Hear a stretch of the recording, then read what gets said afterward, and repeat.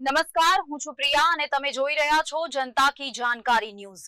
નજર કરીએ આજના સમાચાર ઉપર। દેવભૂમિ દ્વારકા જિલ્લાના ભાણવડ તાલુકાના ભેનકવડ ગામમાં વર્ષો જૂના રસ્તાના પ્રશ્ને ગ્રામજનો અને ખેડૂતોમાં ભારે રોષ જોવા મળી રહ્યો છે। વર્તુ 2 ડેમ સિંચાઈ યોજના હેઠળ બનાવવામાં આવેલા રસ્તાને લઈને સ્થાનિકોએ ગેરકાયદેસર રીતે કામ કરવામાં આવ્યું હોવાના આક્ષેપો કર્યા છે। આ મુદ્દે આજે ગ્રામજનોએ ભાણવડ મામલતદારને આવેદનપત્ર પાઠવી તાત્કાલિક યોગ્ય કાર્યવાહી કરવાની માંગ કરી હતી। ગ્રામજનોના જણાવ્યા મુજબ આ રસ્તો ગામના ખેડૂતો તેમજ સ્કૂલ જતા નાના બાળકો માટે મુખ્ય અને એકમાત્ર માર્ગ છે, પરંતુ રસ્તાની હાલત અત્યંત ખરાબ બની ગઈ છે। ખાસ કરીને ચોમાસા દરમિયાન રસ્તાની બંને બાજુ પાણી ભરાઈ જતા લોકોને ભારે મુશ્કેલીઓનો સામનો કરવો પડે છે।